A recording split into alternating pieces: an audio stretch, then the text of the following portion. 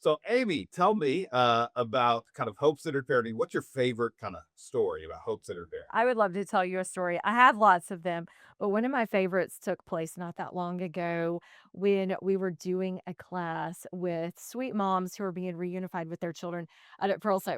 Circle of Care. And great community partner with amazing staff members. And one of the moms, we were able to reframe some behaviors in her young child. So she has a toddler, and everyone loves to use the language of like terrible twos. It makes me crazy. I have 4 kids, we can get into that later, Yeah. but, they're all just little problem solvers, Okay. really. They're all just curious and Mm, trying to figure out their world.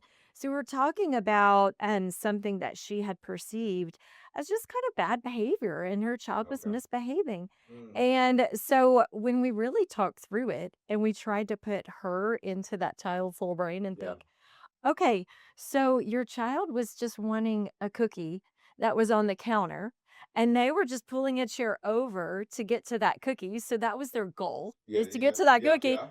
They were smart enough to figure out a pathway to their goal, and we can celebrate that, right? Yeah. It Yeah. doesn't mean that as parents, we're not going to redirect and we're not going to set boundaries, but it also doesn't mean that we have to perceive things Okay. as bad behavior or misbehaving Hmm. or intentionally trying to disobey us or make us have Yeah. a bad day, when we really can reframe it through this lens of hope and recognize that everyone has goals in life, Okay. right? Yeah. Everyone Yeah. has goals. We have them whether we realize we Hmm. have them or not. So sometimes we're pursuing things that are probably not healthy goals that we Yeah. didn't even think about. Hmm. But even our kids are Yeah. pursuing goals every day. Okay. And so it's a great opportunity to really start embedding that language of hope with them Okay. Okay. and start reframing behaviors. Because Hmm. so many times in life, whether it's me encountering another adult and bringing in my own perceptions, and maybe I get offended. Well, how beautiful if we really can reframe things in our mind Yeah. and really try to imagine Mm. that we could understand and have a really fruitful conversation. Yeah. If I could just reframe for a moment what's going on Okay. here and use this framework of the science of hope, right? Yeah. It Yeah. Yeah. really can pervade every aspect of our life. Yeah. And it's not it's not pretending that everything around me is great, right? Hmm. That's like a false Yeah. optimism, Okay. and that's an emotion. So we can talk a little bit about what hope is and get into that. Yeah. Yeah. But I love working with parents because in this particular mom, she really had never had anyone walk Hmm. through that with her. And Okay. it seems so obvious to some of us Hmm. who have parented. Yeah. And she literally started crying and she said, I never thought about Mm. the fact that my child isn't willfully disobeying me all the time and trying to make me have a hard day. Yes. I really had never thought about the fact they are just trying to explore their world and they're learning and they're growing. And I can say, I'm proud of you for thinking of a great way That's to get right. to that cookie while also saying, but mom said it's not time for that. And after we eat dinner, then you Yeah. can have your cookie. Yes. Yes. Like Yes. we can still be the parent, we can still set boundaries, and we can still acknowledge that our kids are working really hard a lot Yeah. of the time. I like the little problem solvers, resourceful humans. So that's fun.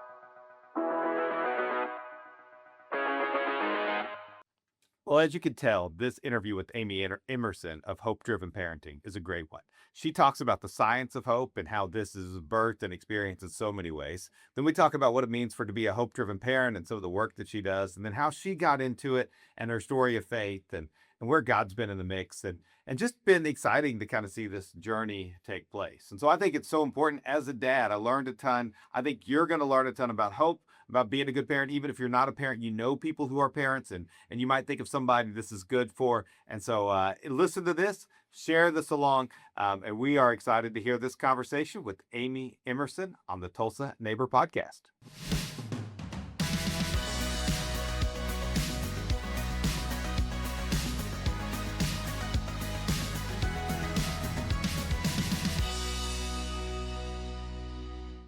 So Yeah. so let's start with kind of we got this book Science of Hope. Yes. Some people have read the book Science of Hope, but probably a lot of people haven't really. When they think about hope, they think about, oh, I hope that my favorite team wins, or I hope I get a good parking spot. But that's not really the science of hope. So kind of take what is the basics of kind of the science of hope and how did this kind of hope oriented worldview. So we'll start with hope and then we'll go into hope parenting. How about Okay, that sounds that? perfect. So, I have to do a shout out to my colleague, Dr. Chan Hellman. A lot of people don't realize he's right here in Yeah. town. He Hmm. works at 41st and Yale. So, he's an amazing Tulsa resource that we have. And he's traveling the world right now, spreading this message of hope. He's really a hope ambassador and this incredible scientist.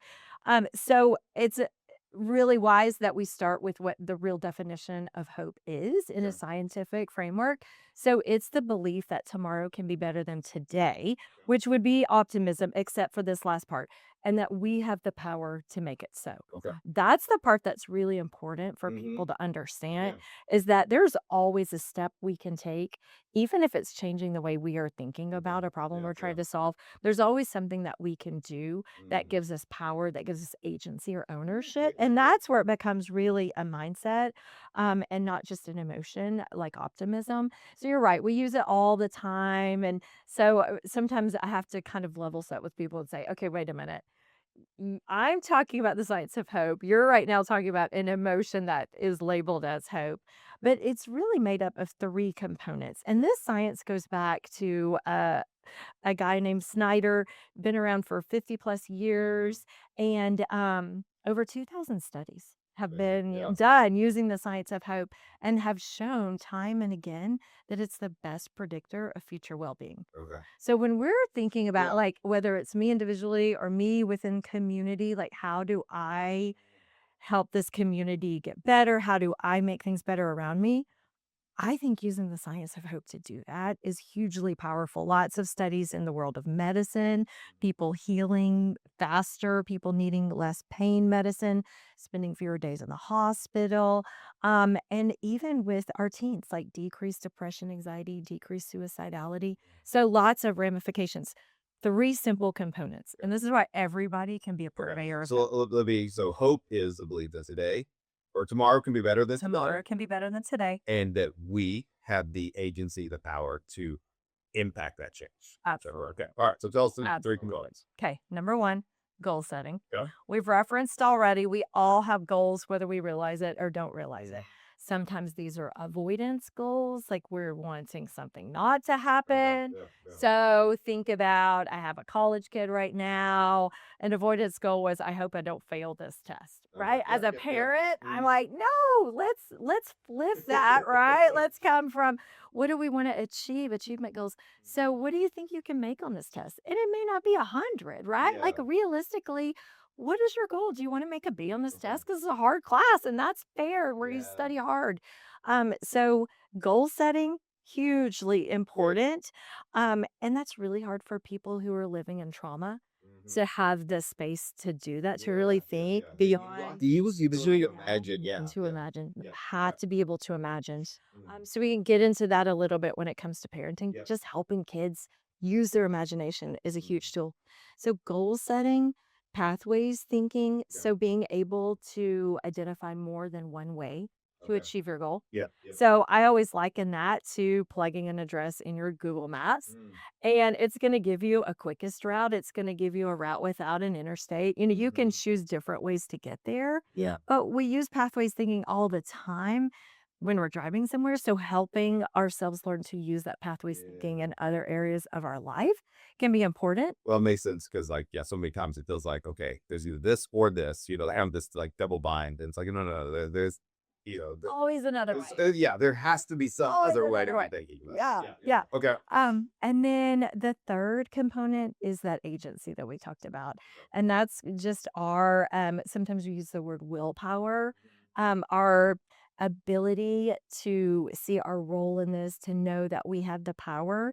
And I would say to me, that component is something that I think I'm a helper, and sometimes I forget how important that component is. And the more I learn about people and the more I learn about what the research shows us, I think that's the most important component Okay. that we often take from people. Mm. Because a lot of times in helping others, we kind of become the carrier of the person to the place we Okay. want them Yeah. to Yeah. Yeah. be.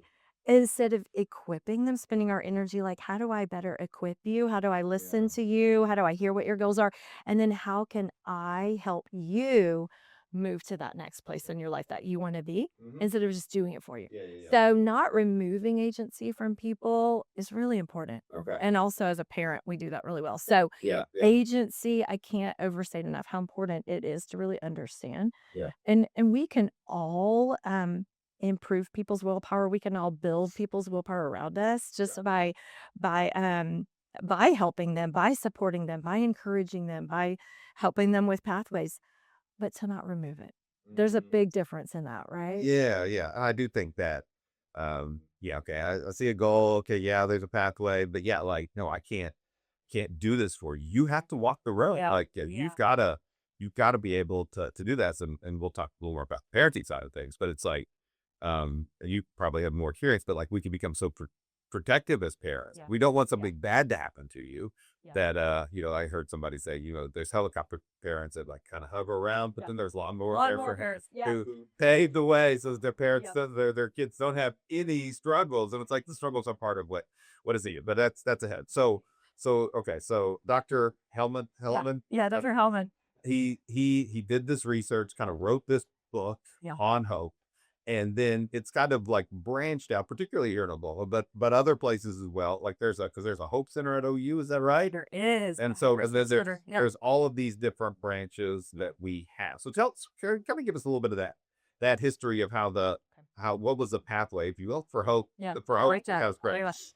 So about 7 years, when Governor Stitt was elected, his wife, Sarah Stitt, was, really thinking about what kind of impact she might can make in her role, and, she has lived a very hard life full of trauma. She shares very openly, very transparently, and she was very interested in ACEs and what trauma does to us as humans, and, she met up with Dr. Hellman because it's really important to spread awareness about ACEs or adverse childhood Mhm. experiences. Um, but what she started realizing is that her story was actually one of utilizing the science of hope Okay. without necessarily knowing that's Mhm. what it was Yeah, or yeah. calling it the words. And so she really saw the power in that. So she and Dr. Hellman started working together to really build out some training programs Okay. just for our state Yeah. here in Oklahoma. A lot of people who work for the state, especially in child welfare and juvenile justice. And then from that, really have heard from other states that have wanted to do the same. What we found in our state, based on his research, is that it actually decreased uh, turnover in staff, which was really important Mm. when you're working with state agency and increased, again, well being of people who were working in really hard situations. And so that's how it really started growing within our state. Okay. And It feels like there's kind of like a double impact, right? So if I'm training you on how to, you're a case manager, and I'm training you how to help your client with hope. Meanwhile, you're like, well, I have a goal. I want this person to make my life easier, right? Or I want to do this thing in my personal life. So it's got a double boost because you're coaching them and they're able to experience it for their own being. That makes a lot of sense you to me. just nailed it. You Okay. just nailed it. Yeah. Yeah, Yeah. yeah. So really you have to understand it and utilize it for yourself before Mhm. you can share it with someone else, Yeah, right? yeah. And so the way that spills out then to like some of our young people who might be juvenile justice involved is really helping them identify like what are your academic goals, right? Mhm. Do you want to work on a GED? Do you want to work on some life skills? Do you want to work on your driver's license, right? What are the Yeah. things we can help you work on? And just helping them set goals while we are working with Okay. them, Yeah. right? And also not telling them, I want you to get your high school diploma. Yeah. Right? Yeah, Like yeah, it yeah. not fitting everyone into this one pathway, but really listening to people. And again, what is your goal? How do I listen to you? And how can we as a state help provide for some of that? And so then I was serving on the board of that nonprofit, and what we kept hearing from people was, but what do I do in my own life? What are actionable things that we can do? Like as a parent, what does that look like? And then a colleague of mine has built out Hope Driven Coaching. Okay. So he works with a lot of coaches from YMCA volunteer coaches all the way to college level. coaches and Okay. just helping their teams. I mean, when you think about where a lot of our children are learning a lot of life lessons, Oh, absolutely. it's being on a team, Yeah, right? yeah. And there are really, really incredible ways that coaches impact kids because we Mhm. hear those stories over and over Yeah, again. And then there can be some not so beneficial ways, yeah. if we're not really thinking about, hey, this kid may be coming to me from a lot of trauma, a really hard family situation, Yeah, right? yeah. And I'm expecting this from them, and maybe I can help if I just understand better Mhm. where they're coming from. Yeah, yeah, So yeah. it also takes into account really understanding what people have been through Okay. when you're visiting with them, when you're listening to them, because the pathways that they are Mhm. going to have in their mind as ways to get them towards their Mhm. goals are a lot of times going to come from what their life experiences are. Yeah, And so one lesson that we always try to teach people is that even people can be pathways, right? Like my friends know if you are stuck in a problem, call me. I love to be a problem solver and mm, I can help even think through like, hey, yeah, have you thought about this? What do you think about this idea? Or mhm, I know about this organization, right? So yeah, yeah, even cultivating strong friendships and yeah, relationships and yeah, community in our life, yeah, that's yeah. a life skill that plays into the science. And that makes sense to me. There's a, I don't know, there's a resource helping without earning. I don't know if you, Yes. and he talked about, yeah, Fantastic. poverty is a like a lack of access to resources and people, right? Is Yes. primarily that Yeah. resource. That yeah, it's like, oh gosh, I don't even know there. But if you don't know any lawyers and you need a lawyer, right? Right, Right. you got to have somebody who knows somebody to get there, Exactly. in that way. So yeah, yeah, all that it does. And I think that again, as I think about if all I've ever done is my son just started driving, he turned 16, I guess in October, but, he doesn't know Tulsa. Yeah. He knows how to put in the address in his Yeah. GPS, and Yeah. he knows to just go there. And if the But road is closed, what do yeah. we do? Well, yeah, and then the GPS would say go to Yeah. Zipper Road, Yeah, but yeah, like yeah, yeah. I Yeah. couldn't ask him to draw a mental map of Yeah. Tulsa. Like he Yeah. could lay out the grids. I tried to, okay, there's harbors and this. Yeah, I mean, he kind of tried to do some of those, but those Yeah. things haven't stuck. But like I have this mental map of Tulsa, right? And I know these like side, okay, if you go past Bishop Kelly on 36, I mean, there's just different Yeah. ways that you just like I know how to get from here to there. And it would seem like that like trauma and other times just this lack of imagination is there's this lack of knowledge Mhm. pathways and Mhm. it's like oh wait there are if this road is closed there are 15 ways to get there in this grid that is Tulsa and then with our all the stuff but to not have those Yeah. no I ran up to 40 bursts and something happened Yeah. I was I don't know what to get it And then what does that do to your brain, right? Yeah. It throws you into panic, right? It Mm, throws you into that yeah. anxiety overload.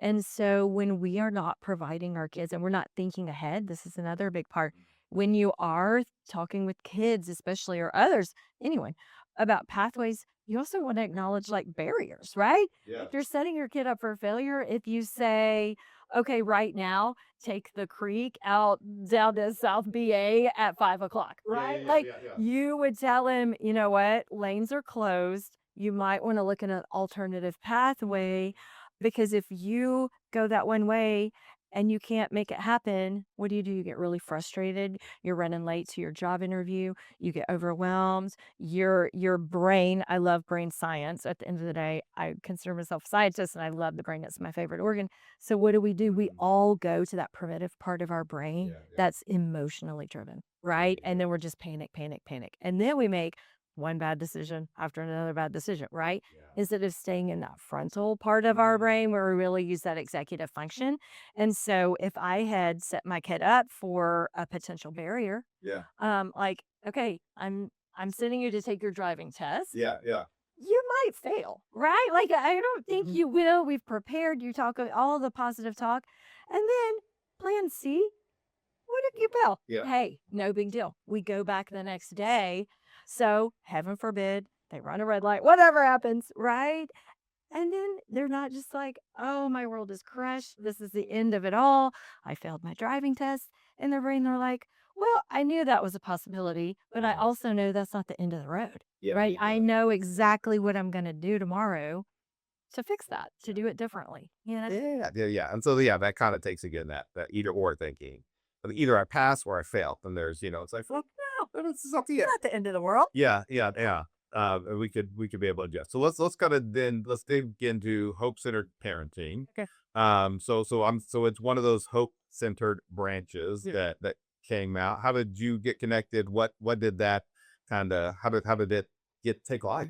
Well, fun fact, Chan Hellman and I actually were colleagues back at OU Schusterman 20 plus years ago. Okay, okay. So that's fun. So I feel like this has been a really cool journey that the Lord has just brought us back together here Cool. 20 years later in a different capacity.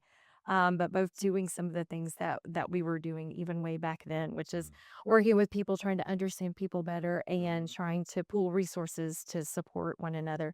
So when we realized that there was really a need for this framework to yeah, be kind of broken down and made simple and kind of digestible for mhm, parents who are walking through hard stuff, we really started thinking, okay, this hasn't really been done before. How do we do this?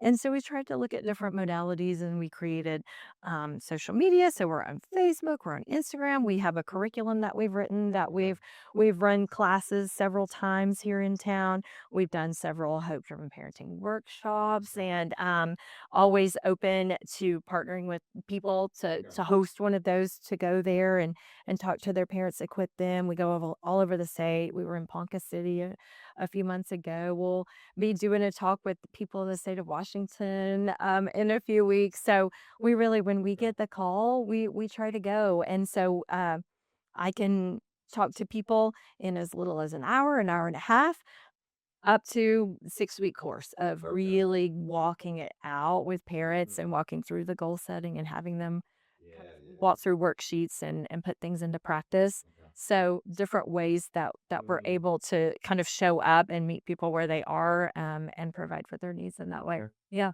Yeah.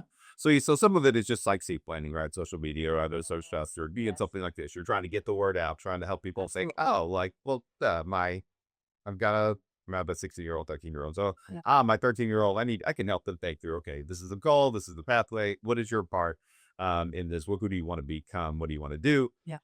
Okay. That's again, the simplicity of it's part of its beauty. But then sometimes it is that like, oh man, especially if they're dealing with trauma or other Yeah. such challenges where, um, yeah, they have to okay, there's some significant barriers, whether it be an imagination. I can't even imagine what a goal would Right. be. Halfway, I only see one way, or this agency Right. of like, what do I Right. can't do this. I break Right. me down so much. So where how do you Right. Right. so yeah, take us through a situation with somebody if there's somebody there who's dealt with the kid with trauma Yeah. and they struggle with agency. Yeah. Yeah. What how do you help the kid to see they have agency when they felt like they don't have any control, they don't have any agency? It's such a problem. Right now, I hear from a lot of parents.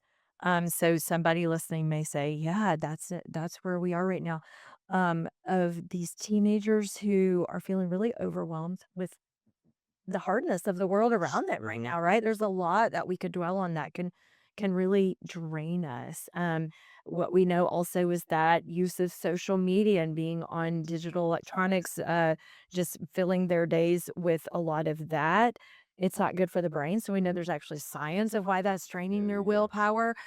So to parents, I say number one, let's take an inventory of where we are, right? Okay. We have to do a pulse check. And when we talk about hope, there's actually a free screening device. You can just type in on the computer like hope score and it'll take you to the screener and it'll tell you what your hope score is. There's one for children too, Mm. down to like 9 years old, Okay. although I think you can use it younger Okay. than that.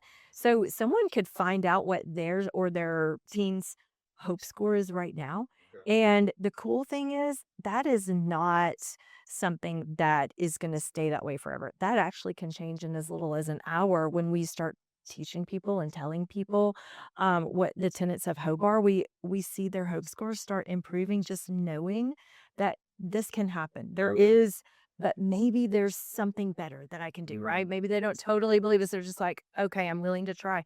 And so I say, do a pulse check. Let's do an inventory of like what are the ways that our willpower or our agency is being drained that we may not even realize Okay. it. Okay. What trauma Mhm. might we be living in? Sometimes you can't just get out of it. It's not that simple, but sometimes Yeah. Yeah. there are things that we can do to say, you know what? I'm going to start taking these steps. And that in and of itself, to walk out of trauma, that's a goal, right? Yeah, Like yeah, yeah, in yeah. some patterns that you've been living with. And then what we try to do with parents is it requires conversations with their children. It requires understanding their children, but really trying to get a good feel. What is your child's goal? Right? What is their goal? Because as parents, I have 3 teenagers and 1 20-year-old. So we're really good at making assumptions about what we think their goal should be Yeah. or telling them what their goal should Yeah, be, yeah, yeah, right? yeah, I yeah. have a kiddo in college. He's already changed his major, right? So he went there. We thought we knew what was going to be great for him. He's already re-goaled when it comes to his Mhm. major. Okay. So as a parent, I could get frustrated. I could say, but we did that Berkman inventory and it told us that you would be really good at that. Or I could say, you know what? I love that you're going to explore classes and they point you in a different Yeah, direction, yeah, yeah. right? Tell me about it. Tell me your reasoning. Why are we doing this? But with that kiddo who's in this really deep space right now, to say like, I want you to start hanging out with your friends tomorrow, and I want you to start doing that may be unrealistic.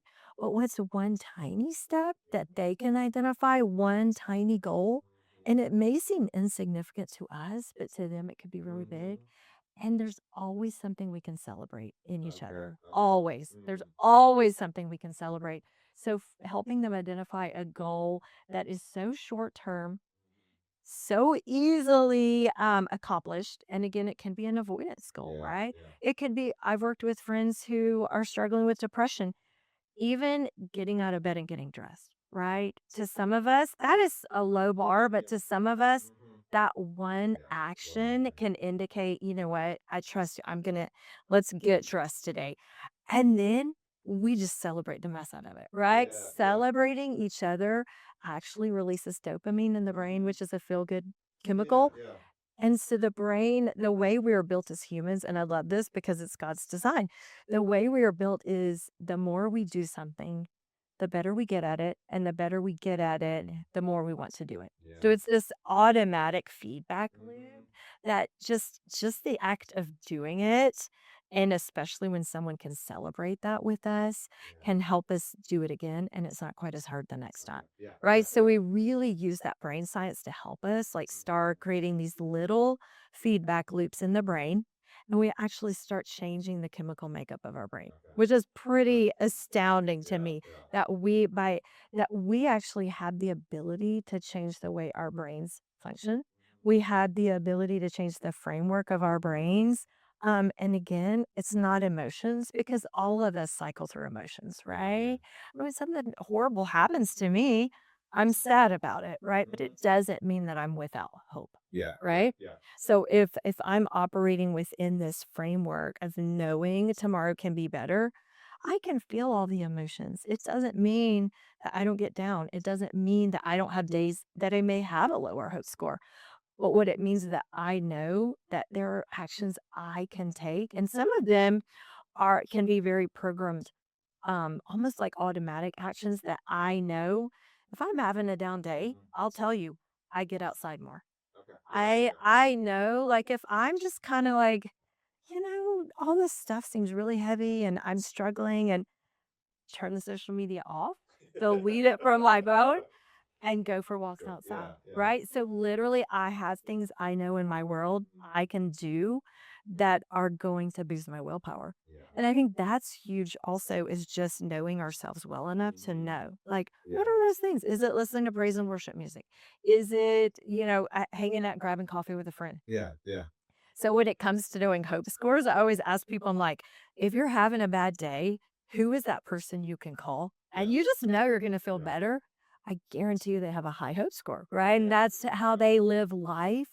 And it just rubs off on us, which is a great reminder that we can be that high hope person. We Yeah. can be that one call, right? That Yeah, people want to yeah. grab coffee, Absolutely. right? Yeah. Yeah. Yeah. That we could be those people. There's a guy I followed. His name's Steve Cass. I don't know if you've ever come across Steve No. Cass. He's great. Okay. He has a podcast called Being Human. It's absolutely fantastic. You love it. He has a book called Managing Leadership Anxiety, which is one of the like key books of my entire life. But he Okay, I talks love when about I hear about a new podcast. he talks about one of the things is he calls it a life giving list. That's And, good. and some of them could be done in 5 minutes. So he loves to, Yeah. he loves to watch, comedians on YouTube. And so it's like, man, so I mean, that's really what you have is you have a like, give me lists. Okay, it's doing coffee, it's getting outside. And so it's like, but if you're not doing anything for your life, getting lists, then, and sometimes it's bigger stuff, right? It's going to the mountains and beach or whatever it is. Right. Like, gosh, no wonder I'm not having some of these things. And to know, I mean, I think there's a level of maturity that we can have sometimes as adults, and Mhm. we can help with it's our kids. I think of our youngest, he's better than he used to be, but he used to be. It's like, man, he's cranky. Man, he's cranky. It was like, oh, he's hungry. Yeah. And Yeah, yeah, just yeah. do Exactly. like we learned that it was Exactly. just like, okay, Yeah. you need food. You don't need anything else yet. Yeah. Like you need Yeah. heat. Yes. That is such a good example. And, we do. We have a great list that with parents, we're always working through like, talk to me about your child's sleep. Talk to me about how they're eating and adding some snacks, right? Talk to me about whether they're playing outside. Um, but as parents, we also have the power as our kids are getting older to start saying things like, hey, did you realize, because when you're 8, it's really hard to be self-aware, but when your parents are helping you in that way, I think these are skills we just assume kids develop on their own, Yeah. and it's not always the case. Some kids need a little more help than others when we say, "Hey, did you realize when you're hanging out with that one person, you always it just tends to, like, bring you down, And maybe we're not trying to insert or change or make them not be friends with that person, but we're planting those seeds of self-awareness of, like, "Did you realize that the people you hang out with can actually change your mood? And Yeah. what do you think would happen if you hung out a little more with this group that seemed you always come in bubbly and happy, right? Like, versus this other that always you're always coming in like, huh, I think, I need to get different clothes or maybe I'm too fat or whatever.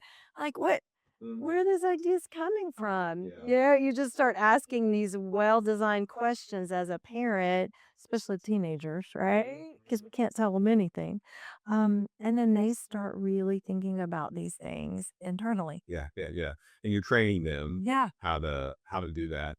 Um, and so I've got lots of questions, but I'm really curious about reading another book right now, Adult Children of Emotionally Immature Parents. Have you read that one? No, I need to come to you for my noble. So I love reading these books. But I mean, there are parents, there are people who did not grow up with Right.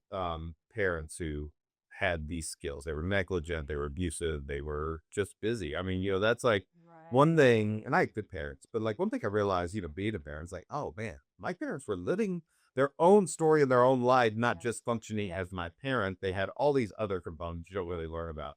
Um, and so for these parents, so what you try to do with hope centered parenting is whether it be a great parent or a parent who's forced to become a better parent, right? Yeah. They're in a Yeah. program or something like that where they have a level of force to be a better parent. They may not have had this model. What are some of the like basic things that because you're trying to teach them how to have hope and how to implant hope into others. So if I brought a sampling of my parents here and I said, all right, Amy, talk to them, you have you have 5 minutes to get them Yeah. to Yeah. at least get Peer something. pressure, right? Yeah, yeah, yeah. Yeah. No pressure. Yeah. Change their lives in 5 minutes. Yeah. What are some of the what is that first thing that you just are going to? I think one thing that I try to go to, especially when I'm working with parents who are in a really hard space, is number one, our kids are their capacity for forgiveness is off the charts. Like, it gives me chills when I think about it because as children, we yearn, we want so much for that relationship with our parents. And even when parents mess up and make mistakes, because guess what? We all do, right? It's the great equalizer.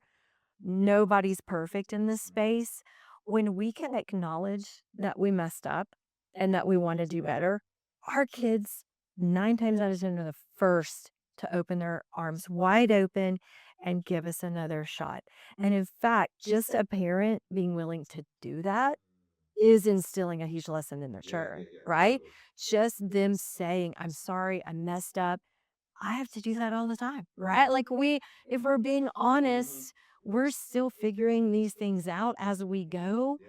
And even when we know better, sometimes we still raise our voice or we still do the thing that we're like, I'm not going to do that today. But taking that moment just to press pause and just to say, you know what? I actually have all the power right now in this relationship to totally change the tone. Yeah. I can be the one that can press pause, that can take a deep breath, that can model for my child. I messed up. I'm sorry. Can we do this again? Can I restart? Can you forgive me?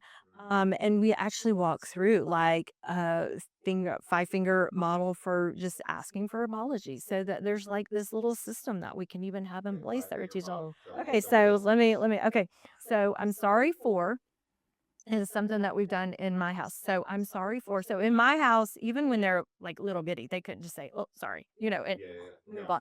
It's like I want acknowledgement of what we've done. So I'm sorry. So when they're little, I'm literally saying the words, and they repeat after me. You're modeling. Yeah, you're Yeah, modeling it having for that. them. That's a Yes, yeah, yeah. yes. So I'm sorry for hitting you with that stick. Yeah. Okay, why are you sorry? I know that that hurt you, Yeah. right?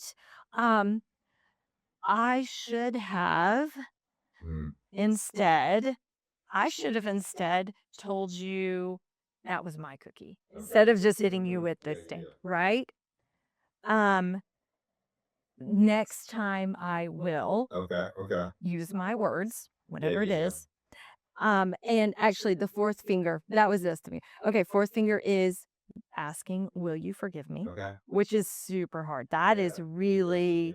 that and as a parent, this is okay, window into my car rides. We spend a lot of time in the car. So with my daughter, it just became our thing when I would have to apologize to her often. We might be in the car. And I would just reach my hand back and I would say, "Hey, will you forgive me? I could have said that differently." Yeah, yeah. And sometimes she would just take my hand and she wouldn't say yes. And that hurts, but it's okay. Yeah, That's yeah. okay, Yeah. right? And then the fifth for us is saying a prayer. Okay. Because in our family, we're a family of faith and we firmly believe that the Lord forgives everything, right? There's always a second chance. And so we're just like, let's just pray. Let's just take it to the Lord real quick, give it to him, and then it's gone, right? And it doesn't mean the consequences are gone, Yeah. but it does mean you're forgiven, Yeah. right? And so I really wanted to model for my kids, like walking through that acknowledgement of what they've done, what they could do better, asking straight out, do you forgive me? And then, okay, what are we modeling on earth is what the Lord did for us. Okay, so let's see. Let me see if I can do it. I'm Okay. sorry for, or I'm sorry for you with this day. Okay. This is Okay. Um, why why what I you did you with did. the stick I because know it hurt. I yeah, know it hurt you I for know it what you hurt you. did. So there's a I'm sorry. There's an acknowledgement of what Yes. pain. Yes. Um, Next time I will. Next time I will. Will you forgive me? Will you forgive me? And then we say a prayer in our Okay. order. Okay. Yeah. Yeah. Okay. Yeah. So I think that is often a place I start with parents, just to zoom back out, because often parents are coming to me in a really hard place and they're carrying a ton of guilt Mhm. because we're really good at parents and remembering all the things that we Yeah. wish we had done Yeah. Yeah. better. Yeah. Absolutely. So I try to get parents just like lay the guilt down Mhm. because we can never parent well when we're just Yeah. laden with that, right? When our backs are bent over and we're carrying all this stuff, we have to take that off. We have to acknowledge we could have done better, whatever. It may be on a daily basis. It may be something really big, right? It may be something that required a rupture in relationship. And maybe child hasn't even been living with you. It's never too late. There's a story of a judge who was utilizing the science of hope in the courtroom, and she actually had to terminate parental rights of someone, Mm. which is the hardest thing I can ever Yeah. imagine happening. And she said, now's the opportunity for you to work on yourself and become the kind of adult that your adult child will want to have a relationship with. So again, this idea of it's never over. It's never game over. Yeah. We can always start over. We can always apologize and work on ourselves and be better this next time. Yeah. So he laid out a potential goal. It's up to her, right, to choose. Okay, I adopt that goal. What are my pathways to become that adult that to become that person that my adult child would want to be around? And then, yeah, agency. What can I do to Yeah. build that in there? So I do. I mean, and I want to kind of take a kind of a big view of our state. So we're 48th in education. We're first in domestic violence, right? That is not what we want to, Not not the what we want to dyad for do. success. Yeah. Um, so I'm going to kind of zoom in on this domestic violence piece a little bit. And how does hope-centered parenting address and I heard somebody say, like, not only is Oklahoma number one, but Tulsa is number one in Oklahoma. So how does hope-centered parenting enter into this domestic violence culture, which I hate to say, Mhm. that is present in our state? Mm. Where did these things intersect, and how is Mhm. this helping us to solve Mhm. this terrible problem that we're in? Mhm. And obviously, domestic violence could be a lot of different things, right, in households. But I feel like probably, you know, parents and spouses and all sorts of other stuff where I want to keep base. Right, right, right. Um, okay, so I would say this in defense of almost all parents. So I've worked with a lot of parents for a lot of years. I'm a pediatrician by training. Um, Except in cases of mental illness and drug abuse, every parent I encounter wants to be the best parent they can be for their child. Okay. Yeah. So I always look at it from that perspective. It is really hard to break cycles Yeah. that we Mhm. have lived through. Yeah, yeah, And yeah. almost always what we see is these are perpetuated Yeah. cycles, Yep, right? yep, And you have to know there's a different way yep. before you can choose that different way, Yep, right? yep, yep. And so I think acknowledging that the coping mechanisms that this adult I'm talking to is using, Mm. that's just something that was done to them, Yeah, right? yeah, yeah. And so trying to see this person as the little person they were who had these things done to them that they are now repeating because they've never seen a different way. I think that's important and Okay. just bringing humanity to it. Mm. And then um, helping them to, again, it comes back a lot of times to the trauma that they're living in, the chaos that may be surrounding them, and helping them to start see what they can control as far as removal of these things, Mhm. these pieces of chaos. Um, and again, coming back to that frontal lobe. So I use a little hand gesture with Yeah. my kids and sometimes even with adults because sometimes we're very concrete Yes, thinkers. yes, yes. It's important to remember, even into our early teens, we're very concrete thinkers. Mhm. And so when my kids are kind of going into that emotional state, Yeah. which is where we often see the abuse come, right? Like we just get so revved up Yeah. and we're using again that primal part of our brain that's emotionally driven. So I'll just hold this up because my words are not heard, right? Like Oh. when we talk to that, you should blah blah blah. It's just like the peanuts teacher, right? Yeah, Wah, yeah, wah, yeah, wah, yeah. wah, wah, wah. So sometimes having emotion that I can use with someone, adult and child, to just say, hey, hey, look, okay, and reminding them like you actually have control right now to do these things. What are the things that we've talked about before? Yeah. Going back to that list of the things like Mhm. stop, take a deep breath, Yeah, yeah. count to 10. What are the things? Take a walk outside, right? Go put baby in the crib where we know they'll be safe and they can cry and it's okay. And I'm going to go well, walk around my house for a minute or Mhm. turn some music on or whatever the thing is, make that phone call to a friend to say, "Hey, I need you to talk me down right now," and just calling them back to that front part of their brain, Mhm. which wants the best, right? Yeah, You yeah. want the best. That's our intention. Mhm. It's that emotional part of our brain that can take over and make us do the thing and we didn't want to do. How many times do you hear the story of emotions raged, we hit or did whatever, and then the person comes back, "I'm so sorry, I didn't mean to do that, I didn't Yeah, mean to do yeah. that," right? Yeah. We weren't in Mhm. control with that frontal lobe. We Yeah. allowed that midbrain, that emotional part, to guide every physical action we were taking. Yeah, yeah. No, that I mean, again, it just makes a lot of sense because, I look back and yeah, I have some parent get right, and I think, I mean, one of my kids was a late to potty train. Yeah. And I just remember one, I took it personally, and I Yes. was like, okay, what I tell new parents two things. One, I say bedtime takes a long time for a long time. Um, That's good. That's but then number two is don't take it personally, and it's impossible not to take it don't take personally. it personally. But and like what I recognize now was like, oh, I was judging. I was still in my own work based on whether or not my son was doing what I thought he should have done. And everybody told me he'll figure it out. And you know what? He figured it out. I It was mean, fun. yeah. And yeah, he's great. But like it was just so. But again, I took this personally, and then I would act in a way because I was personally offended at myself, right? Bad at myself that raise my voice and do other things that I didn't want to do in this moment because I wasn't there, and I did know. And I mean, again, you just learn these skills over time of like, oh, Yeah. um, I'm I'm in this place, and then being okay that yeah, I have to calm down instead of what I want to do is take control, right? And what I have to learn how to do is that when I get there is like, okay, I'm upset. We'll being upset. What I do about it matters, right? How do I go through this process of doing this? And then our kids, right? When they get escalated and we get escalated, and he really have to be bad. Yeah. Somebody has to be the adult, and hopefully it's the adult. Yeah. Um, and then one thing I learned, was, it takes 20 minutes to like a kid to calm down, to reset. It's actually, and probably a lot of adults too, to actually, if you get Yeah. there, to come all the way back down.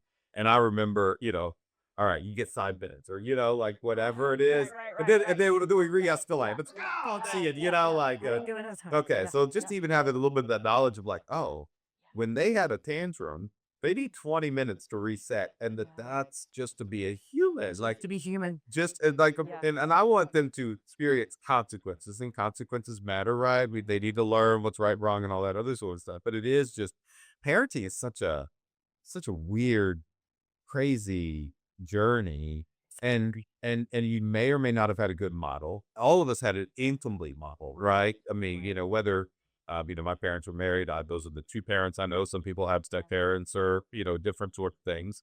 But you're so limited as to what you know. Yeah. So for what you guys are doing to expand, like, have you thought about it this way, or what about this, Yeah. to give Yeah. people a different model? Yeah. And like you said, and if I do believe that people are doing the best that they could Mhm. with what they have, um, I mean, I know I've talked with people and it's like, well, I raised my voice, but my parents beat me. I'm not going to Yeah. need that. Yeah. Yeah. And so it's like, okay, well, hey, you've come a long way. Come a long way.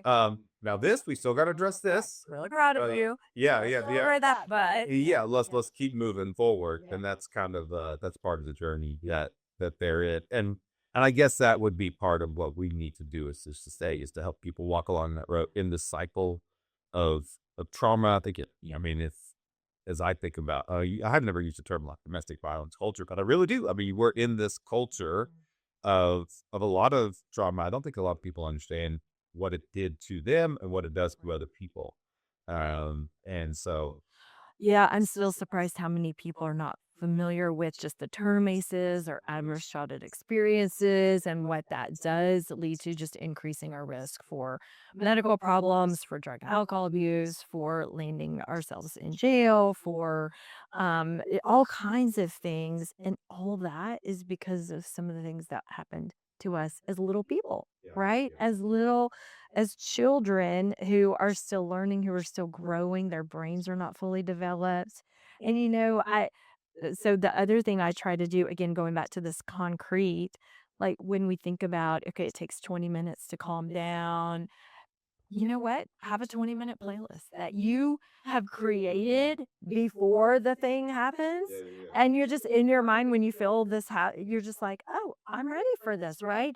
So being prepared because you knew this would be a barrier, you knew that you would have this kind of a day and you would lose your self control. And your goal is to create a peaceful home, right? And so you're like, oh, I was already prepared. I knew this was coming. Let me get my phone. I'm going to play the 20-minute calm playlist, right? And we literally in my house we had a playlist that was called Calm. And so we would try to like play that. And it wasn't because I'm such a good parent, it's because I've been in the same spot you have been in and I didn't want to keep doing that thing. And I think being honest with each other is so huge because how many people have you shared that with of like your journey with the body training?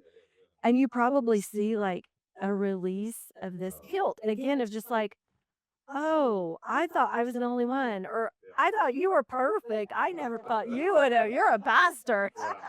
But it's just like it automatically opens us up to help each other because now all your kids are potty trained. So now you can look back and you're like, let me tell you what I learned. And I think our society just, we don't have as many multi generational relationships in place. So we don't have as many people who are a step ahead, which goes back to this cultivation of our social network to intentionally, a very worthy goal is to intentionally seek out mentors, like parenting mentors, who is a step ahead in your life. And you're like, wow, I really like their style. We all have a different style, right? Really like their style. I'm going to seek relationship with them. I'm actually going to ask them if they can be someone I can call and ask parenting questions up. That's a great goal to have.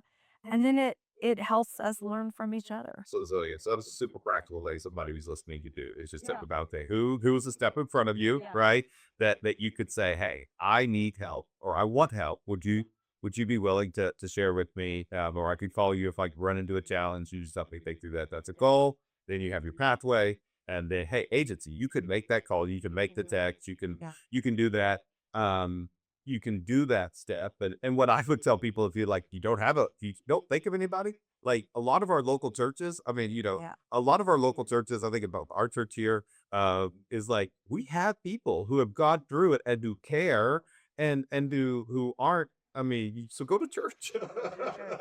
find some That's where bullshit my generators, mentors are. Yes, that's where I find have some those people to be able to do, multi-generational. and it is okay. And I do think the shame, and then I like the difference between guilt and shame. Guilt is I did something wrong. Shame is I am something wrong. And so I don't like shame. I like guilt, and that to be able to acknowledge, like, in a repentant sort of way, like I did these things, and I don't want to become this person, and laying it out on the table. One of my low parenting moments that I had to acknowledge in front of a group of people was Father's Day. This is probably 10 years ago. So my kids were probably like 6 and 3, 6 and 4. Was on the way to church. I yelled at my kids because they were just being stinkers on the back seat. But those were the I yelled at them so much that my voice sounded like I was sick. So I go to church and I'm preaching, and people are like, "Are you feeling well?" And I'm like, and so, like, I had to make, like, so I couldn't lie. It was just not a good model.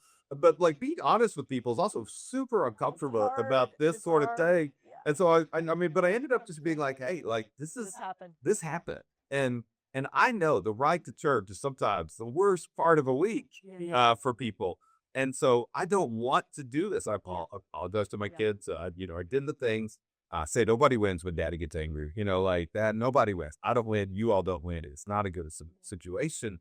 But it was like one of the moments where people were like, okay, yeah, I mean, Craig Rochelle says, we admire people for their strengths, we connect with them through their weaknesses.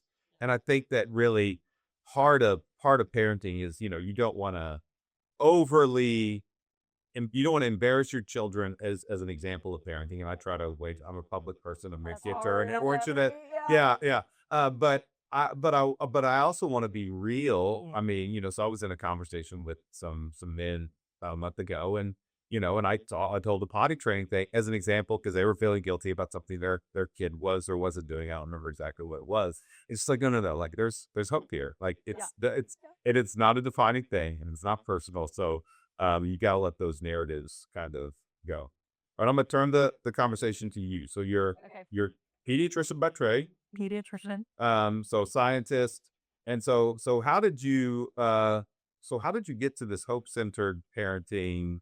What was that journey like for you? Because that's not the way that most Yeah. pediatricians Yeah. go. Yeah. So what was that journey That's like? a fair question. Great question. So, I've always loved an area of pediatrics called developmental behavioral Okay. pediatrics. And so I did a year of that after I did my fellowship. And so when I was in practice, I really enjoyed working with peers who were in a space of like struggling through with some hard behaviors with kiddos. And the question always is this something that's really pathologic, or do we need to think about medicine, or is this something that's more environmental? And what can we do to help the most? And so I've really always loved wrestling with some of these things and in this space. And I like to say that my husband and I prayed really, really, really hard for a child, and the Lord was so good to us. We were able to adopt a little boy 20 years ago, and it was the greatest gift I've ever been given. And I will say to anyone who has an adoption story or is thinking about adoption story or fostering story, it's a hard thing to just realize, like, the world has so much brokenness. How old was And he when he was a baby, he was a baby. And, my goal is always reunification of the family. I believe so strongly that there are no mistakes when it comes to parenting and that biologically, like, I want every child I wanna do everything I can to support those biological families. But I also wanna be in the business of helping repair, right? And helping restore, and so, that has been an incredible journey for our family, and, then within 4 years, we had 3 more children. So our families been put together in all kinds of ways, and along the way, we've fostered here and there and love doing respite, and so when I had 4 children, 4 and under, I really had to reckon with the fact that here I had learned all this research and done all this talking with parents and found myself in a place where I was not as present as I needed to be. It was actually after number 3. And that was really hard, right? Because I had my goals in place for my life, right? But my primary goal really was to be a great wife and a great mom. And so I stepped out of direct patient care. I still miss it. So that's probably the driver of a lot of what I do.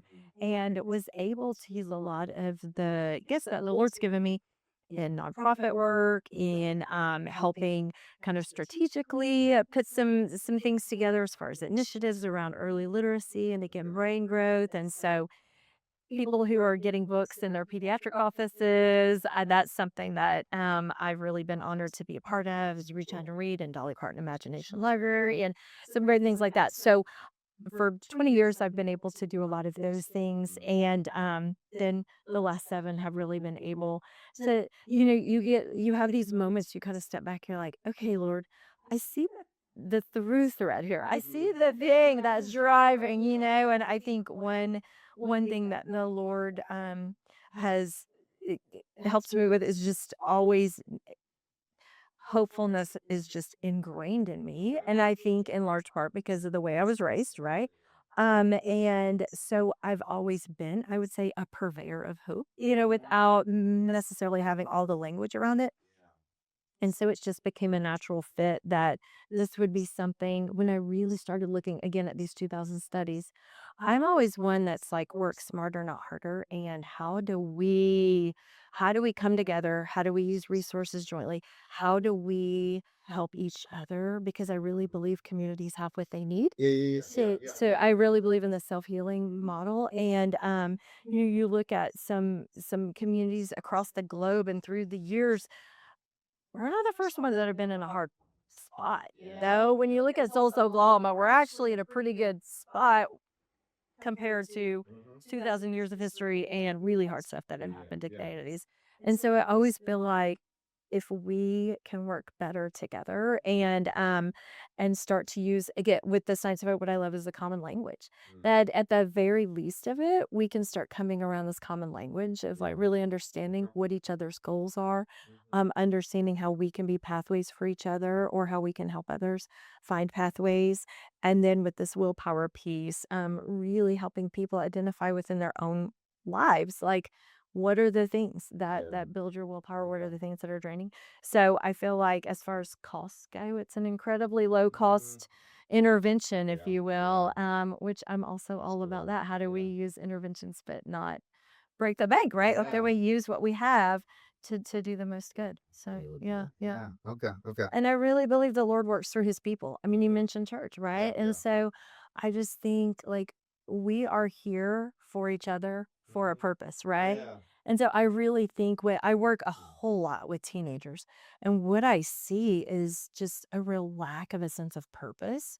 And I think we as the adults have to own what we've kind of created here, and we have to help remedy it. So I always steal a line from a favorite psychologist of mine, Dr. Kathy Cook. And she tells kids, you were created on purpose, with purpose, for a purpose, right? Like nobody's here as a mistake. Yeah. And we're all part of this big story, Yeah. right? So, really helping these kids identify, which goes back to science, like, what are you here for? What are you, how did the Lord put you together? What are you good at, right? We're all good at something. And I think we've gotten into this real reductionist thinking, and, our educational systems are created on like, okay, we want everyone to make this grade and be good at these things. And, what about the really creative kids who are just great at throwing pottery or, painting, and like, where do they fit? And how do we really nurture that? And even within the church, how do we nurture some of these giftings that people have that may not be monetized or may not be glorified in a typical educational system? But how can we really embrace these things and help each other? Yeah, yeah. Well, and I think that is so. I mean, again, I've got my 2 boys are very different, and so and yet, yeah, it's like genius in both of them, right? Yeah. In very different Yes. ways, Yeah. and so it's yeah, but that they need and I see that, I want them to believe that, and then I think about, yeah, I mean, the community and these kids who don't have great Yeah. parents or maybe only have one parent or whatever their life situation looks like, or they've experienced these traumas that have been out of their control and or I mean maybe some even in their control that Yeah. like man they feel the self-defeat that okay they to build up this belief system, Yeah. this key thing that we one of the images that's been in my brain is like our brain is like this big jar with marbles, right? Yeah. And like a lot of them are dark marbles that we put in there. And like, how do you like if you're gonna get it at, like I think especially people who've had these ACEs, these Yeah. traumas, like it's just a lot of darkness, right? There's a few Yeah. like Yeah. marbles, and it's like, no, I got to take one out, I got to put one in, Yeah. because those dark marbles Yeah. will keep coming You back. have to So I put got like to, 5 in to take it. Yeah, yeah, yeah. yeah, And so yeah. I've got to put in those belief of like who you are, and what you're Yeah. about, and what you could be, to just remind that. So one of the things you said is you've kind of had this like kind of hope disposition your whole life, like Yeah. that just kind of came from the way that you were raised is what I got. Yeah. So what was key in your parents' raising that helped you to enable you to have a hope disposition? I think that's a really great question. And I wish I had a really like succinct here it is, because then I would just do it again for my kids, right? Yeah. But the things that I think are so important are I always had roots in my family. I've always had roots. I was always surrounded by people who loved me and I Yeah. who cared about me. So I never had to doubt or question, do you love me? Mhm. Am I here on purpose? Do I belong Yeah. here? Yeah. And so I think this real sense of belonging, Mhm. I've never been without that. Yeah. And I think that's so important that we make sure all of our kids are growing up with that. That you were you were always wanted. You were always part of who we are. I don't know what we would do without you, because you're Mhm. so integral Yeah, to yeah, our yeah. family unit, our church community, our youth group. Like, Mhm. we need you here. And so I always felt like I just kind of was needed and I had this role to play. Okay. And you look at some of the studies and either even the arc of history, and those kids who got up at 5 and milked the cows and help do this and like, they always knew, like, I have to do my role. I have to be part of this family. That's how we're going to function. And I think kids need that. And I think the opposite of that is what we're seeing a lot in kids who really have no responsibilities, and they just kind of get to play on their iPhone all day, or I hear, and not to pick on one thing, but I'll just give this example. A lot of kids these days don't even want to get their driver's license. I was talking to this mom, and she said, "Yeah, he doesn't even care." And I said, "Well, tell me what it looks like when you're in the car." She's like, "Well, I'm driving him where he wants to go, and he's in the back playing on his phone." I was like, "Hey, that sounds great. I don't want my driver's license anymore either." Right? Like, but my kids always knew, like, I can't wait until you get to this Yeah. age. It's Yeah. such a marker. It's something to be excited about. I'm so proud of you. We've been building in you this sense of Yeah. responsibility, Yeah. and we know that you're going to be ready for it. And we actually need you. Like, we Mhm. have 4 kids. Yeah. I need this for you, right? Yeah. That Yeah. you can do this. You can take this next step. And so I think that was a big part of it, is just never questioning, was I loved, did I belong? And always having a role to Yeah. play. Yeah. And the sense of like, yeah, I know that I was given certain gifts that I'm now expected to use, right? I grew up in a family of faith, which was a real blessing, I feel like, because it gave me this worldview of I'm part of this bigger story. Yeah. Yeah. And Yeah. I think that's important Okay. too, Mm-hmm. because right now, if I thought that the future of the entire earth and climate change rested on my shoulders, Mm. I couldn't handle it, right? Yeah. Like, Yeah. I Yeah. couldn't handle it. Mm-hmm. And so what I'm trying to tell my kids is like, yeah, we recycle and we do these things and we make wise choices and we're not wasteful. Yeah. Um, and that is doing our part to take care of the earth, Yeah. Yeah. right? As we've always been Mm-hmm. expected to do from the time of creation. We, even in the garden, Adam had a job, Yeah. Eve had a job. So we always had this job and that's what we're doing. So reframing big world problems, Yeah. I think, in ways that kids can actually take a small step in being part of solving instead of just dealing with these existential crises that there's no answer for. I mean, that's really, I'm thinking now of, yeah, just there seems to be a gloom state that I would just describe what's going on in the world in a way of like there's just chaos. There's I mean, we're the what happened in Iran just over this past weekend, like there's a sense of out of Mhm, controlness, like mhm, you don't know what the news will bring, and most of the time it feels like the news is bad, right? I mean, this mhm. gloom state is what gloom culture, right? Well, let's talk about Yeah. culture, right? This gloom culture. And so yeah, we need these okay, I have agency. There's something I can do, Yeah. right? Yeah. Like Yeah. I can reach out to this person, or I could say this thing, or I could do these things. I could Yeah. recycle. I could do Yeah. I can contribute, Yeah. but it's not my whole responsibility. I can't solve the world's problems. I can't solve the countries. I have a hard enough time solving some of my own problems, but I can contribute. I can make a difference in this way.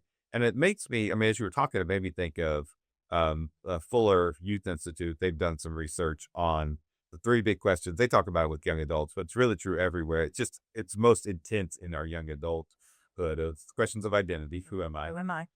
Questions of belonging, Mhm. where do I fit? Who are my people? And questions of purpose. What Why? difference do I make? Mhm, Yeah. mhm, And mhm. so as you were talking about like your this kind of rootedness, right? Belong. I mean, that was the first thing you talked about. I always felt like I belonged.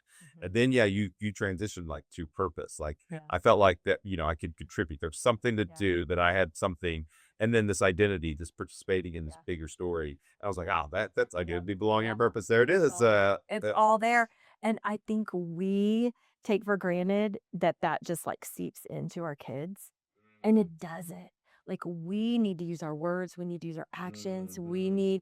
and we have to be present, right? Yeah. So, I always ask kids, what's the Lord breaking your heart over? What is it Mhm. that you're kind of struggling to understand right now? Or what are the big questions? And let's just say, for instance, food insecurity, Yeah. right? I mean, there are how many ways here in Tulsa that that child can go and be part of Mm. being a solution to that. Yeah, We're yeah, not going to solve the whole thing, right? yeah. Because that's not our role to play.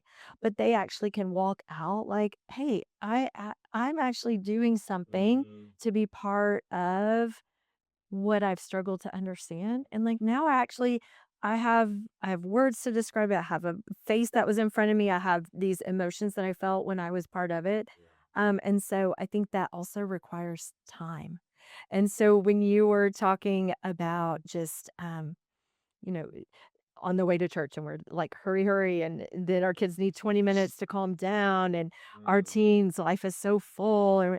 And I think one thing that I just have to say, and this to myself, is it's a reminder all of these things as parents, it requires time and presence, Yeah, right? yeah, yeah. And so many things we're like outsourcing these days. And I just remind people again and again and again, no one can take your place. Like, you are the most important person Mm. to your child. Yeah, You can give them a million experiences, a million opportunities. What they want most is you present with them in their life. And so it's just a reminder to all of us, like, sign up to volunteer together, yeah, right? yeah. Or, take take an hour off where you just walk around the block and you just talk about the world, right? Or life or what's bothering them or just get insight into what's going on with them because our kids want us there. even when they act like they don't. And it's especially for the parent of a Yeah, teenager right yeah, now. yeah, yeah. I mean, you're living it, but it time and again, they just kind of it's like a deer, right? Like, they just kinda don't scare the deer in the woods. Mhm. They're there, don't give them direct eye contact, Yeah, but yeah, they're yeah. there, and you just gently you're just like, "Okay, tell me, who'd you sit with at lunch today?" You know? Mhm. And then if it feels like they're getting skittish, you're just like, "Oh, tell 'em, Okay. Yeah, yeah. what's your favorite song?" Move out of that realm into another realm. And then they'll come back at 10:30 at night Yeah. when you're dead Yes, and tired, they wanna just or give it whatever. Yeah, all, yeah. Yeah, I heard somebody say that, yeah, teenagers, they give 2 messages, "Come close, stay away," Yes, at the same time, yes. and so that is, that is what part of what it is, and then you're saying something about, like, yeah, who they wanna spend time with. There was a video 10 years ago, probably maybe even longer than that, probably 15 years ago now, 'cause, they asked, like, these adults, who do if you could have anybody over for dinner, who would you have? And, some mom said Justin Bieber, so that should tell you when they, like, kind of what it was. And there was, all these famous people. And then they asked their kids, and they're like, "Can I have anybody? I can have dinner with anybody?" And they're like, "Yeah." And they're like, "Probably my mom and my dad." And then they showed the video of the mom and the dad, watching, and like Cute. just the shock of like, I mean, the shock to the system of, yeah, like what a privilege it is to be a parent. And Andy Stanley, it's his wife, Sandra Raby, who said, "The days are long, but the years are short." And I think that is, I'm getting to this place again with my 16-year-old of like it's ending, right? Like Yeah. I know that it's ending of that just there, and there's already been a change because he's driving, and Mhm. thankfully he wanted to do that. That was a goal. Yeah. He Yeah. accomplished it. Um, all of those kinds of things, but it's like, I mean, I he came home at 8. I mean, I didn't see him till like 8:30 at the end of the night because 'cause he's got some stuff, and it was just and he's like, "It's good to finally see you," or I was like, I was like, "We Yeah. never saw each other for like 10 seconds this morning as Yeah. we were Yeah. on our way On the way around," out the door. and so, yeah, be able to have those times and be able to make time and to I think one of the struggles with parents is we're humans, right? And that we do have these goals. And so, probably for all of us, okay, it's great to have these professional goals. It's great to have these personal goals, and we need to have these things. And then, yeah, what are the parenting goals? And if it is, I want to have a meaningful conversation with my kid once a week or whatever it might look like. Mhm. We need to make sure we Yeah. do these things. And then I'm a big believer in village. I mean, Mhm. that is Mhm. my kids have great grandparents who take an interest and do different things and find a different way. Other people in church, to have that extra village because I know that I think sometimes as parents we feel like we have to be everything, Right. Right. and we can be a vital thing, but we cannot Can't be be everything. everything. Yeah. And so that's just such a good thing for me to just as a dad to being like, you know what? I'm not trying to farm out too unnecessarily, Yeah. uh, but I know, like, our youth director here, his name's Ethan. Ethan is gonna be able to say some things better. They'll hear better than they'll hear from me, Yeah. and they'll need him when they're 22 and they have a question, to be Yeah. able to come back, Absolutely. and so part of what these resources, these pathways to be Yeah. able to do, yeah, it's just I don't know, I'm just fascinated. Yeah, and, to piggyback on that, one thing that I'll do with teenagers sometimes is ask them to and especially my own kids, like, "Tell me the 5 adults that you could trust or you could call anytime for anything." Yeah, yeah, They yeah. my kids have 5 easily, right? It could be you say 2. Who are the 2 adults in your life that 2 in the morning, you need help, who are you calling, right? And it Yeah. gives you insight because if they really can't name anyone, Mhm. we have a problem, right? We Yeah. need that. We got to work on that. And then when they name, I say, okay, do you have their cell phone number in your phone? Yeah, like And so, yeah, do you know how to get a hold of them? And so, and if they say, well, actually, no, I'm like, okay, give me, because sometimes they'll say, oh, I know I can call you, Miss Amy. Like, okay, do you have my number in your phone? Let's put yeah. my number in your phone.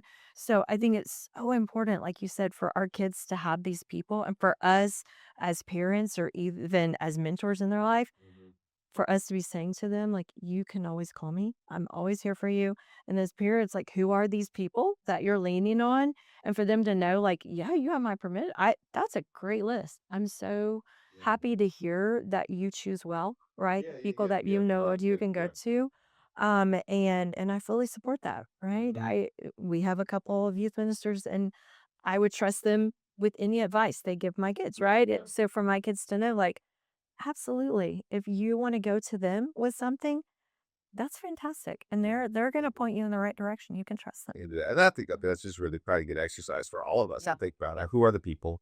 It makes me think of, there's a ministry in town, Stand in the Gap, and Yes. they do a lot of mentoring. I mean, Yes. it's like kind of what they consider modern day orphans, and who in your who in your phone or is not paid to be a part of your life, and they want to be some of those people who are paid to be a part of your life, and just say know that they can count on these folks, and I really, I do think that, because there are people, some people are in the thick of parenting, and there's a whole other journey of like parenting, your adult children or other such stuff. You're always a parent or grandparent, but I think there are people that it's like, okay, um, part of parenting is not just your own kids. It's being a part of a culture that sees that young Yeah. people need guidance and need somebody to believe in them, that they just need those resources to help out. And again, not to, I mean, again, it comes down to what is the goal of a parent. Yep. And I'm now thinking, okay, what is the goal of a parent? The parent is to prepare somebody to thrive without you, right? I mean, because that's, to be able to thrive in their own world, in their own environment, without you being there. I mean, that's what we want to create a culture so that our kids, they leave us, they want to come back, but they also want to come back. I guess maybe that they Right, could right, drive right, right, without you, but right, they right. want to be with It's an you. openness.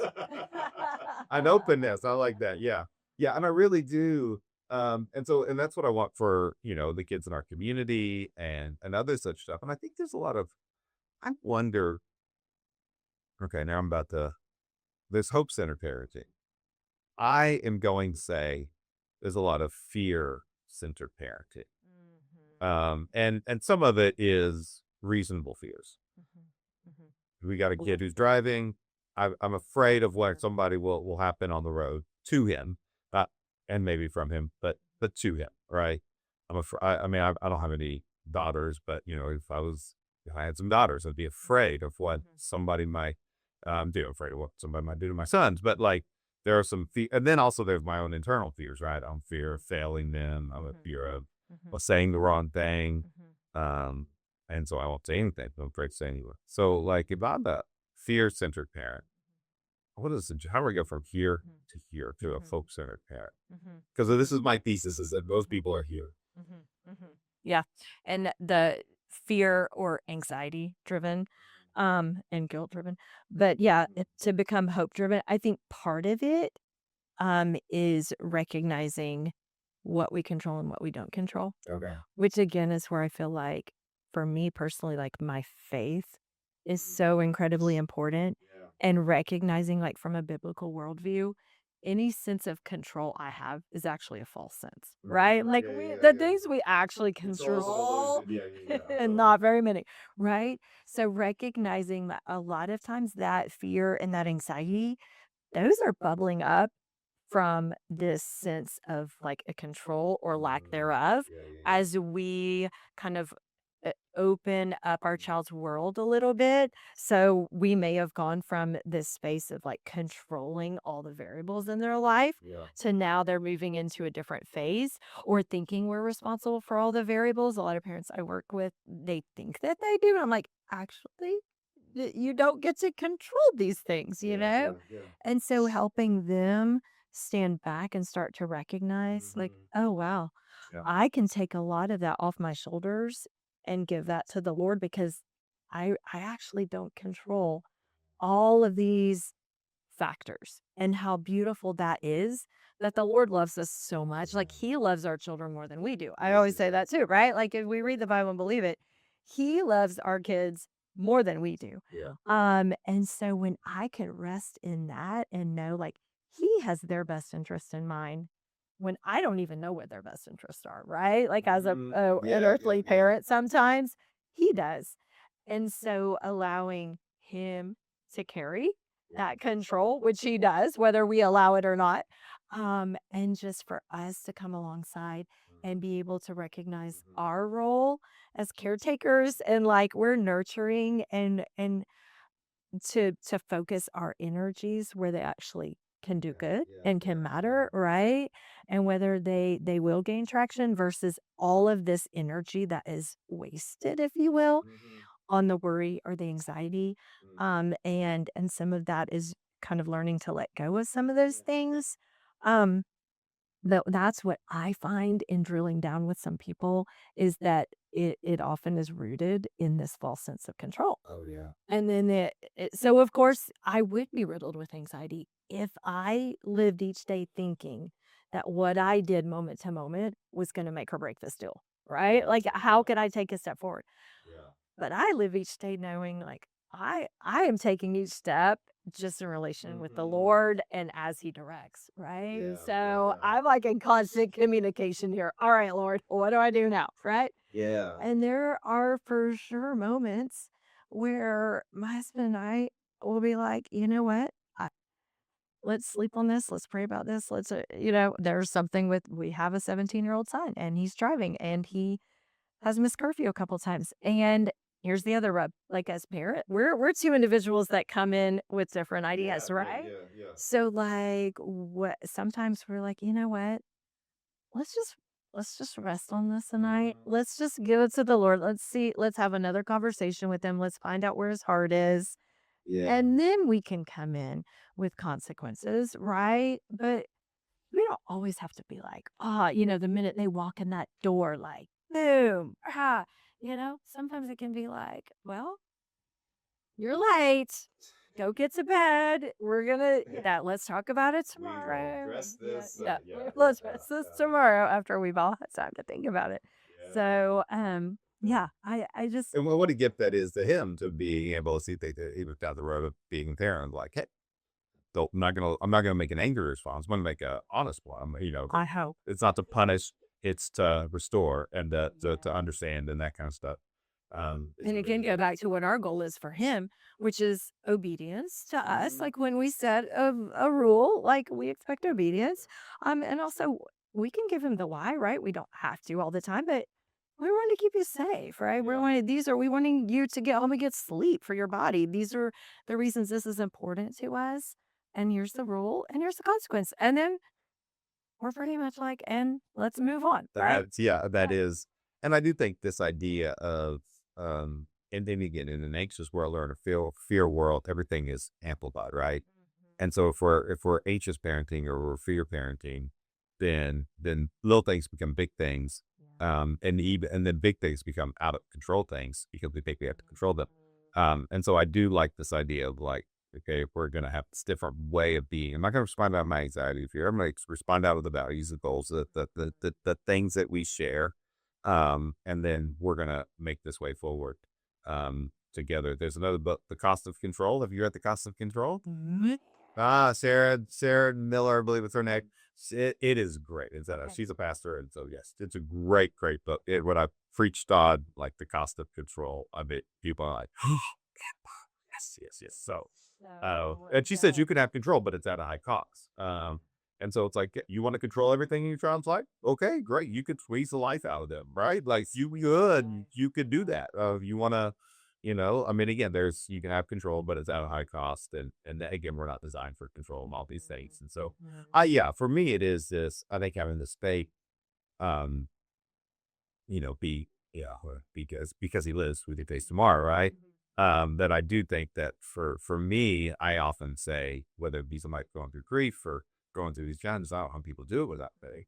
Mhm. And I know people do, but I don't know how they do it and do it well without faith because I just think this grounding of all of these things, the identity, belonging, purpose, the hope. I mean, because of that, I mean, it's like okay, right? Tomorrow can be better than today, Right. because Right. I believe in the Lord of tomorrow, Yeah. and that He's ahead of us in that way. So, all right, I'm going to ask you just some random, actually, Okay. top of your mind, sort of stuff. So, let's talk about Tulsa. What's your favorite place to eat in Tulsa area?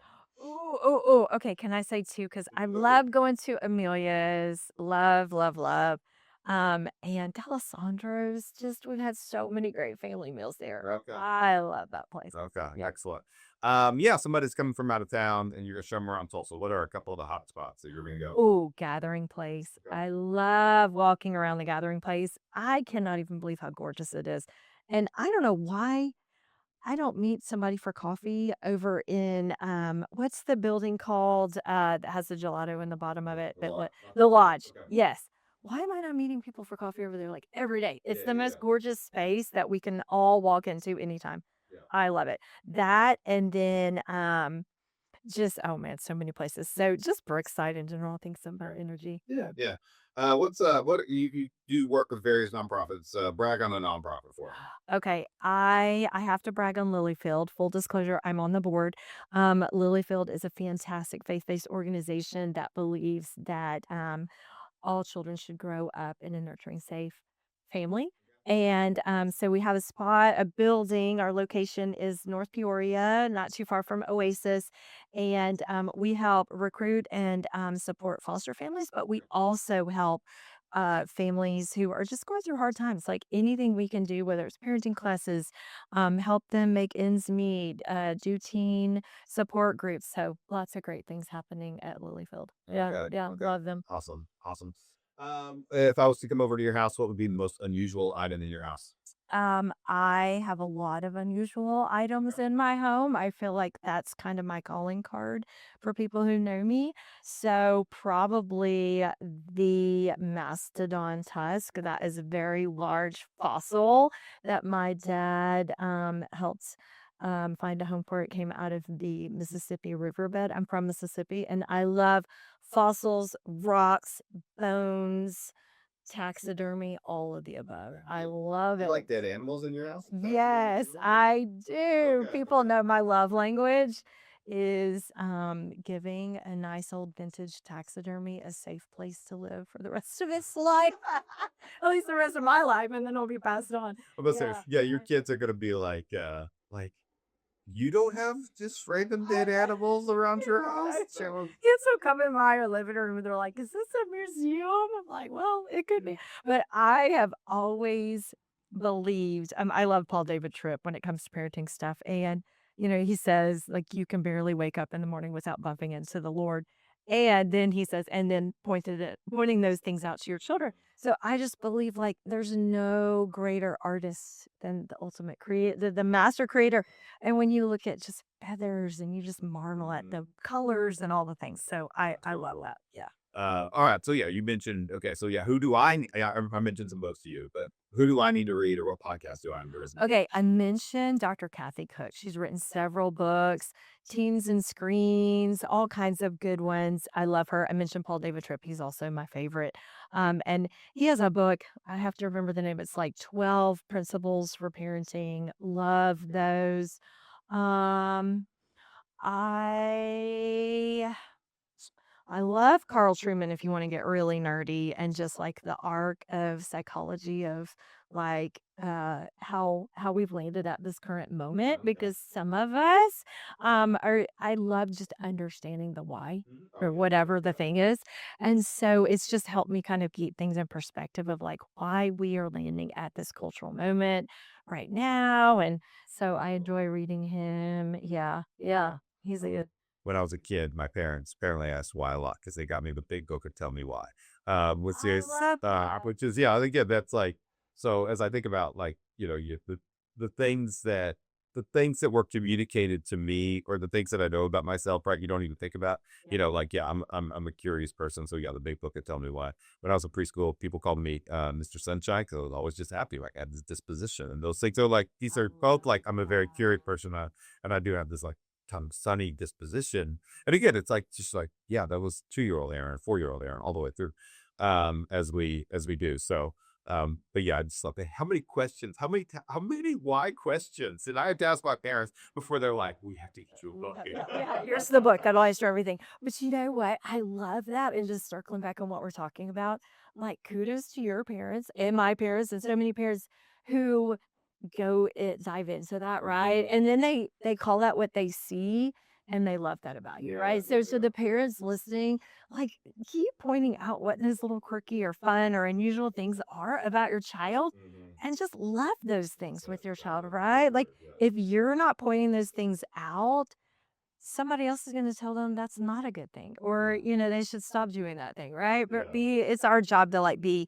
scientists of our kids, right? So to understand our kids fully and to love everything that we see and help them because they're everything about us can either go in this direction or this direction, right? Like our perseverance can make us stay with something too long, or it can help us get a job done, right? So, like, whatever that thing is in your child, help them just turn it towards the good and point those things out with our kids.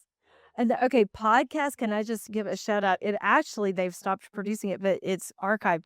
Strong Women by Sarah Stone Street is so good because it has conversations with authors and all kinds, and she really she builds out this idea of what it means to be a strong woman and that it can be so much more multifaceted than what in the world they've been telling us to. Okay. All right. Love it. Okay. Okay. Well, that's the beautiful thing about podcasts is yeah, you can go back and be like, oh, that one's good. I know. Yeah. Is it? Yeah. Oh, and yeah, your podcast. I've been listening to a lot. Okay. Actually, I will yeah. say, I love conversations that I've been hearing with people around town. I like. yeah. We have so many treasures in our Well, community. that's what I love about. I mean, that's why I started this was because I just thought there are just great people. There are that are doing amazing Yeah. things that are needed, and can I help amplify and just get a louder voice and just broadcasts that are going out. So it's a lot of fun. And then yeah, and I think that Tulsa is just. I love being in Tulsa because it's just the right size for me. It's perfect. That it's just like, yeah, it's small, but it's big. And, I think I heard there are 7,000 nonprofits in Tulsa. A lot of it is of churches. But, there's just so much that is going on and, those kinds of things. So I'm going to give you a magic wand. You get to solve a problem in the world. What are you solving? I want every child to be in a loving, safe home. That is the Okay. problem. I have it. I have a little prayer board, and that has been on a sticky note that there be 0 children who are in state's custody because states were never designed to raise children, right? Families were. So if every child could be in a safe and nurturing family, and the state's job could be done with child rearing, wouldn't that be great? Yeah, yeah, Yeah. yeah, yeah. Yeah, systems, Systems were never designed. They're yeah. doing the best they can, and I love my friends who are in child welfare. Love them. They are doing the hardest work in our community, and I just wish that they would just have to get new jobs because they were not needed anymore. Correct. Yeah, yeah. Ah, Let's see. What other questions? What is your favorite word? oh, okay. Besides hope, Yeah. glimmer. Have you heard the notion of looking for glimmers throughout our day? Mm. So we train the brain to look for the things that we want to see. And so if your child is coming home every day and your first question is like about those friends who are not sitting with them at lunch or that teacher Yeah. who is always giving them a bad grade, you're going to train them to be looking for when people are mean to them or when a teacher gives them a bad grade. So instead, to train our brains to look for the glimmers, and it's just, using gratitude, right? That's another favorite of mine. But, send them out the door. Hey, when you get home today, I can't wait to hear for a moment when you were able to help somebody today at school or when somebody was kind to you and you didn't expect it. And so there's a word for those in some circles. It's called glimmers. Yeah, that's very cool. Yeah, we do like, yeah, what are 3 things you're grateful for at the dinner Yes. table? And you just having this opportunity to just kind of share, like, okay, what you have to know, yeah, oh, gotta come up with something, You right? need to be looking for it Yeah, or yeah, on the lookout for the things I'm yeah, grateful for today. yeah. Yeah. So yeah, I love that. And glimmer, I think that's a fun word as well. Some where let's see, what else do I want to try on my list? That's okay. What kind of coffee are you like? A specific coffee? For some, I am married to a man who is obsessed with coffee and always has been. He actually spent a semester in Italy in college, and I say that our coffee maker is my fifth child because it has its own little area in the house and its own water supply, and so he's a huge coffee person. I use community coffee grinds in the morning and just brew my own little pot, and Okay. I'm totally content with that.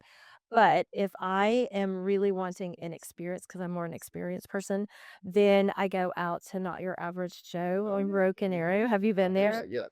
Love, love, love Not Your Average Joe. So adults with disabilities, it provides meaningful work for them.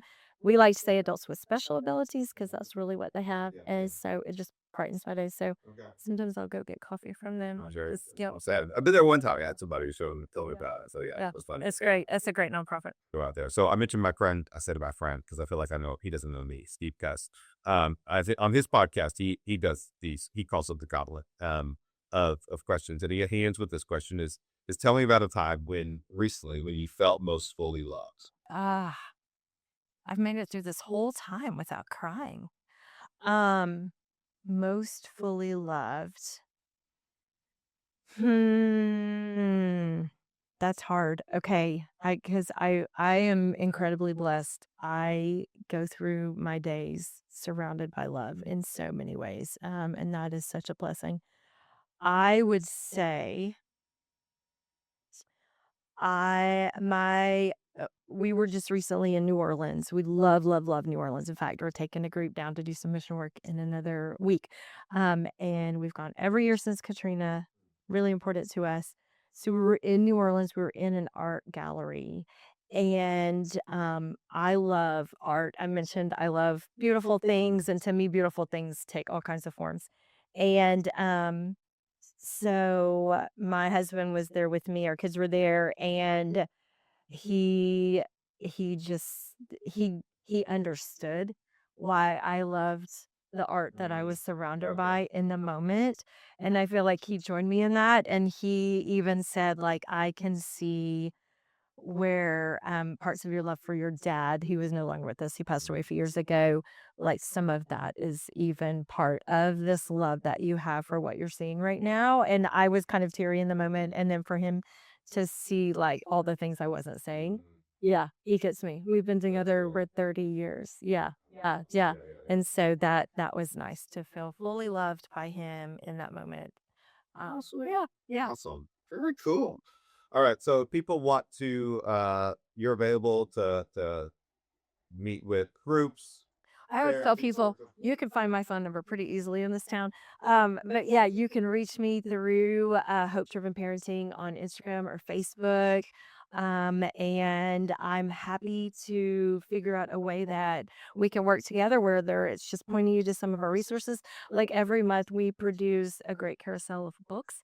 So we love using books to teach kids hope. It's so great when you have a hard thing you're trying to teach your kid, Yeah. get a book and read about that book character, right? And then you can live it out through someone who's one degree away from you. So we have great resources like that we connect people to. And yeah, happy to come on site and do workshops with parents, and love being in churches, especially. I feel like at the root of so much of what we do is our faith. So Awesome. Okay. All thanks right. for having me Well, today. great. It's Yeah, been not fun. you. Yes, yes, absolutely.